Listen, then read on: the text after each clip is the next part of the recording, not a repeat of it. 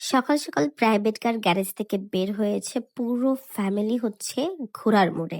গন্তব্য হচ্ছে খালাবাড়ি। রাস্তা দিয়ে যেতে যেতেই চোখে পড়ছে এই গ্রামের প্রাকৃতিক দৃশ্য। তো যাই হোক, এখানে হচ্ছে দাঁড়িয়েছি হচ্ছে মিষ্টি নেওয়ার জন্য। তো এই মিষ্টি নিয়ে হচ্ছে যাব হচ্ছে মধুমতি নদীর কাছে। মধুমতি নদীর কাছে যে বাড়ি আমি বাড়িতে যাই, সে বাড়ি মধুমতি নদীর কাছে দাঁড়িয়ে আমি ছবি তুলি। তারপর চলে গেলাম মধ্যম নদীর কাছে, ওইখানে মামের ফটোশুট হচ্ছে শুরু হবে। একটু পরেই হচ্ছে মধুমতি নদী। কে কে মধুমতি নদীর আশেপাশে থাকেন তারা কমেন্ট করে জানাইতে পারেন। তো ওইখানে মামের ফটোশুট শুরু।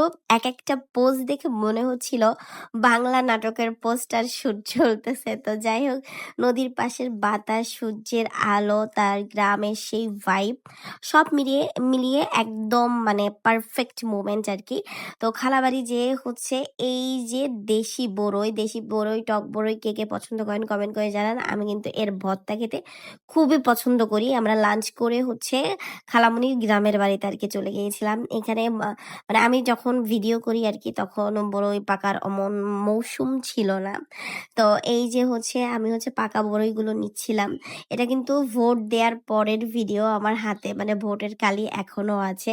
তো যাই হোক, এরপর হচ্ছে মানে বড়ই দিয়ে হচ্ছে মানে তেঁতুল একসাথে বাটা কিন্তু অনেক বেশি মজাদার।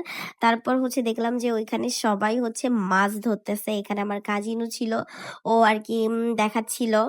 তো দিনটা অনেক বেশি ভালো কেটেছে।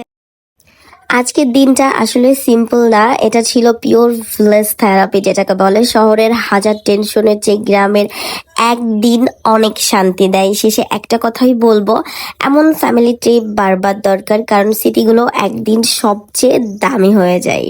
কে কে গ্রামে ঘুরতে পছন্দ করেন কমেন্ট করে